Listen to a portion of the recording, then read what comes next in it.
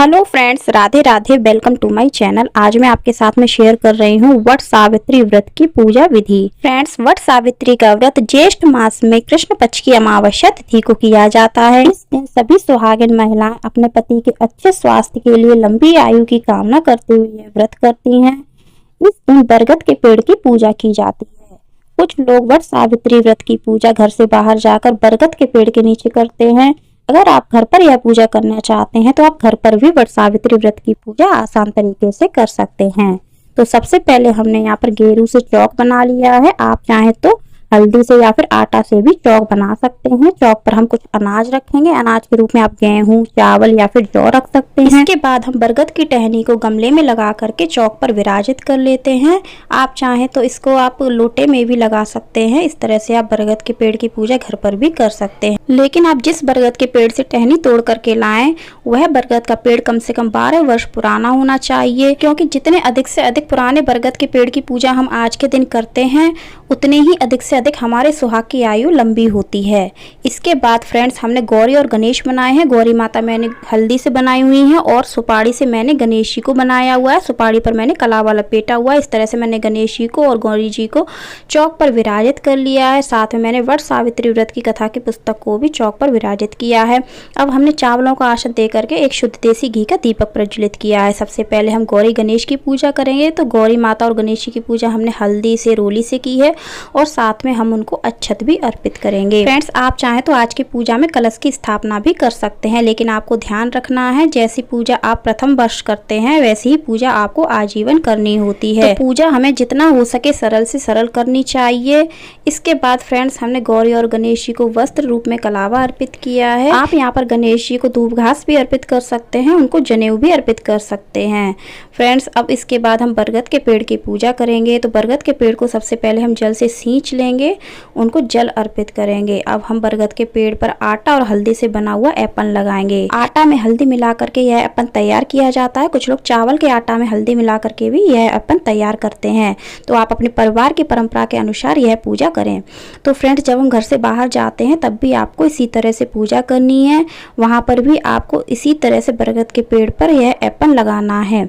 और हमने यहाँ पर घर पर बरगद के पेड़ की जो टहनी है उसके पत्ते पर हम इस तरह से एपन लगाएंगे। एपन लगाने के बाद अब हम बरगद के पेड़ की पूजा करेंगे। तो हल्दी और रोली से हम बरगद के पेड़ की पूजा करेंगे, उनको हम अक्षत अर्पित करेंगे। इसके बाद हम बरगद के पेड़ को वस्त्र के रूप में मौली अर्पित करेंगे। आप चाहें तो आज के दिन बरगद के पेड़ पर वस्त्र भी अर्पित कर सकते हैं।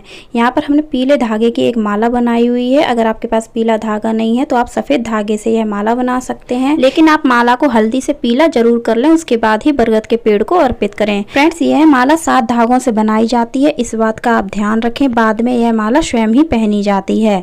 तो फ्रेंड्स, अब हमने जो वट सावित्री व्रत की कथा की पुस्तक रखी हुई है उसका पूजन भी हम हल्दी, रोली से और अक्षत से करेंगे। साथ में हमने जो दीप प्रज्वलित किया है बरगद के पेड़ के नीचे, उसका पूजन भी हम हल्दी, रोली और अक्षत से करेंगे, क्योंकि दीपक हमारी पूजा का साक्षी होता है। साथ में हम सभी को पुष्प अर्पित करेंगे।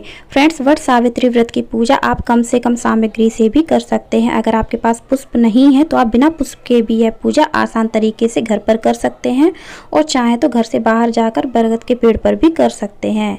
अब फ्रेंड्स, आज के दिन हम गौरी माता को सुहाग जरूर अर्पित करेंगे, क्योंकि हम अपने सुहाग की लंबी आयु की कामना के लिए व्रत कर रहे हैं। इसलिए हमें आज के दिन माता गौरी को सुहाग जरूर अर्पित करना चाहिए। इससे हमारे सुहाग की आयु लंबी होती है, सौभाग्य में वृद्धि होती है। इसके बाद फ्रेंड्स, वट सावित्री व्रत की पूजा में मीठे आटा के बरगदा बनाए जाते हैं और साथ में पूड़ियाँ बनाई जाती हैं, जिसमें से मीठे आटा के जो बरगदे बनाए जाते हैं उनको भोग के रूप में हम बरगद के पेड़ के नीचे अर्पित करते हैं। साथ में हमने 5-5 पूड़ियाँ और 5-5 बरगदों के 2 जोड़े बनाए हैं, जिसमें से एक जोड़ा हम स्वयं ग्रहण करते हैं पूजा करने के बाद, व्रत का पाठ करने के बाद, और एक जोड़ा हम सास को बायने में दे देते हैं। अब हमने यहाँ पर बरगद के पेड़ के नीचे फलों का भोग लगाया है। आप चाहे तो 1 फल का भी भोग लगा सकते हैं, चाहे तो 5 फलों का भोग लगा सकते हैं। यहाँ पर मैंने गौरी माता को सुहाग की सामग्री अर्पित की है और एक साड़ी भी अर्पित की है। आप चाहे तो सूट भी अर्पित कर सकते हैं। बाद में यह साड़ी, सुहाग की सामग्री, साथ में कुछ दक्षिणा, यह सभी सामान सास को बायने के रूप में दे दिया जाता है। अगर आपकी सास नहीं है तो आप यह बायना अपनी ननद को या फिर जेठानी को भी दे सकते हैं। इसके बाद हम कुछ दक्षिणा बरगद के पेड़ के नीचे अर्पित करेंगे। दक्षिणा आप अपने सामर्थ्य के अनुसार अर्पित कर सकते हैं। अब हम वट सावित्री व्रत की पूजा में चने भिगोते हैं। किसी किसी के यहाँ अंकुरित चने होते हैं तो हम हाथ में 7 चने लेंगे और बरगद के पेड़ को अर्पित करेंगे। अगर आपने भीगे हुए काले चने अर्पित नहीं किए हैं तो आप हाथ में 7 काले चने ले लीजिए और परिक्रमा करते वक्त भी आप एक एक करके चना बरगद के पेड़ के नीचे अर्पित कर सकते हैं, क्योंकि बरगद के पेड़ की हमें 7 परिक्रमा करनी होती हैं। तो प्रत्येक परिक्रमा पूरी होने पर हम एक काला चना बरगद के पेड़ को अर्पित करते हैं। फ्रेंड्स, बरगद के पेड़ की परिक्रमा 108 लगाई जाती हैं, लेकिन आप 7 परिक्रमा भी लगा सकते हैं। तो आप अपनी सामर्थ्य के अनुसार, शक्ति के अनुसार आप यह परिक्रमा लगा सकते हैं। बरगद के पेड़ की परिक्रमा कच्चा सूत लपेट करके की जाती है। अगर आपके पास कच्चा सूत नहीं है तो आप मौली से भी यह परिक्रमा कर सकते हैं। इस प्रकार से फ्रेंड्स हम बरगद के पेड़ की 7 परिक्रमा लगाते हैं। 7 परिक्रमा पूरी हो जाने पर हम कच्चा सूत हाथों से अपने तोड़ देते हैं। बरगद के पेड़ पर कच्चा सूत लपेटने के बाद हम हाथ में कुछ चने लेंगे, पुष्प लेंगे और हम वट सावित्री व्रत की कथा पढ़ेंगे या फिर सुनेंगे। अगर आप ग्रुप में पूजा करते हैं तो आप यह कहानी सुन भी सकते हैं। अगर आप अकेले कर रहे हैं तो आप यह कथा पढ़ भी सकते हैं। आज के दिन वट सावित्री व्रत की कथा सुनने का विशेष महत्व माना जाता है, क्योंकि कथा सुनने के बाद ही हमारा व्रत संपूर्ण माना जाता है। क्योंकि ऐसा कहा जाता है कि वट सावित्री का व्रत सबसे पहले सावित्री माता ने अपने पति के प्राण यमराज जी से बचाने के लिए किया था।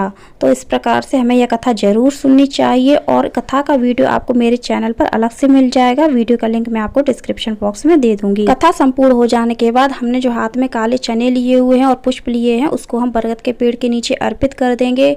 वट सावित्री व्रत की जो कथा की पुस्तक है उसको भी हम चौक पर वापस से विराजित कर देंगे। फ्रेंड्स, आज के दिन हमें अपने पूरे 16 श्रृंगार जरूर करने चाहिए। हाथों में चूड़ियाँ पहननी चाहिए, लाल चूड़ियाँ पहननी चाहिए, मेहंदी लगानी चाहिए, आलता लगाना चाहिए और साथ में मैं आज के दिन अपने शादी की ओढ़नी जरूर ओढ़नी चाहिए। इसके बाद हम वट वृक्ष की आरती करेंगे। सबसे पहले भगवान गणेश की आरती करेंगे, माता गौरी की आरती करेंगे और उसके बाद हम वट वृक्ष की आरती करेंगे। आरती हो जाने के बाद हम आरती के चारों ओर जल घुमाएंगे। सभी भगवान को हम आरती अर्पित करेंगे और स्वयं भी हम आरती ग्रहण करेंगे। इसके बाद हम सभी भगवान के चरण स्पर्श करेंगे। पूजा में हमसे जो भी भूल चूक हुई हो उसके लिए हम माफ़ी मांगेंगे। अपने सुहाग की लंबी आयु की कामना करेंगे, अच्छे स्वास्थ्य की कामना करेंगे, सुख समृद्धि की कामना करेंगे, अपने सौभाग्य की कामना करेंगे। अब फ्रेंड्स, वट सावित्री व्रत की पूजा में इस तरह का बांस का पंखा लाया जाता है जिससे हमें वट वृक्ष की हवा करनी होती है और इसी तरह से हमें हवा अपने पति की भी करनी होती है।